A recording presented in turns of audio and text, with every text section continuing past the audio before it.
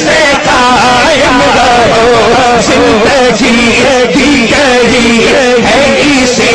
کے لیے اور زندگی۔ ایک بات یہاں پر یہ کہ مزار پر حاضری دینے کا صحیح طریقہ کیا ہے؟ یاد رکھیں، یہ وہابیہ بدنام کرتے ہیں کہ ہم لوگ قبروں کو سجدہ کرتے ہیں، قبر کے پجاری ہیں معاذ اللہ۔ اہل سنت والجماعت کا عقیدہ وہی ہے جو صحابہ اور تابعین اور 1400 سال سے ہمارے اکابرین کا عقیدہ ہے۔ حضرات محترم، امام اہل سنت، امام عشق و محبت، اعلیٰ حضرت امام احمد رضا خان نے مزار پر حاضری دینے کا جو طریقہ ہے، آپ اس کے تعلق سے فرماتے ہیں کہ طریقہ زیارت، مزار پر حاضری دینے اور اس کے طریقے کے بارے میں آپ خود فرماتے ہیں کہ مزار کا طواف کہ محض بنیت تعظیم کیا جائے ناجائز ہے، کہ طواف کے ساتھ تعظیم خانہ کعبہ کے ساتھ مخصوص ہے۔ بعض بے وقوف لوگ مزار کا چکر لگاتے ہیں، مزار کے ارد گرد چکر کاٹتے ہیں، یہ ایسا کرنا بالکل جائز نہیں ہے، کیونکہ طواف صرف خانہ کعبہ کے ساتھ خاص ہے، اس لیے آپ ایسی حرکتیں نہ کریں جس سے اہل سنت والجماعت کی بدنامی ہو۔ اس کے آگے فرماتے ہیں کہ مزار کو بوسہ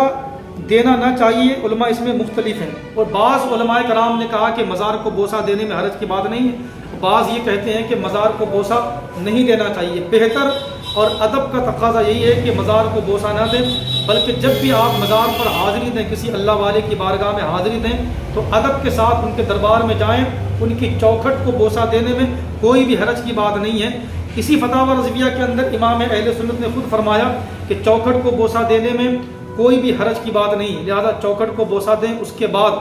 آپ صاحب مزار کے اندر ان کے حجرے میں داخل ہوں جہاں پر وہ آرام فرما ہے، اس کے بعد ان کے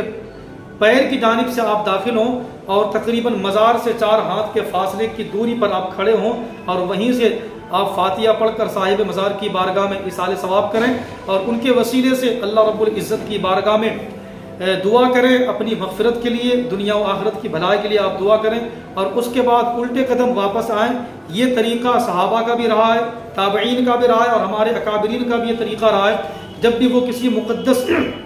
جگہوں پہ جاتے تھے یا اپنے کسی شیخ کی بارگاہ میں جاتے، کسی اللہ والے کی بارگاہ میں جاتے تھے، تو جب وہ وہاں سے لوٹتے تو ان کی طرف پیٹ نہیں کرتے کہ یہ ادب کے خلاف ہے۔ لہٰذا اگر مزار سے لوٹیں واپس ہوں تو الٹے قدم واپس ہونا چاہیے، تاکہ اللہ والے کی جانب ہماری پیٹھ نہ ہو کہ یہ بے ادبی ہے۔ یہی مزار کا بہتر طریقہ ہے، وہاں جا کر کے سجدے کرنا یا اس طریقے کی ایسی حرکتیں کرنا جس سے لگے کہ کہیں بندہ سجدہ کر رہا ہے۔ بعد میں بدعقیدہ لوگ اسی کو ویڈیو بنا کر اہل سنت والجماعت کو بدنام کرنے کی کوشش کرتے ہیں، حالانکہ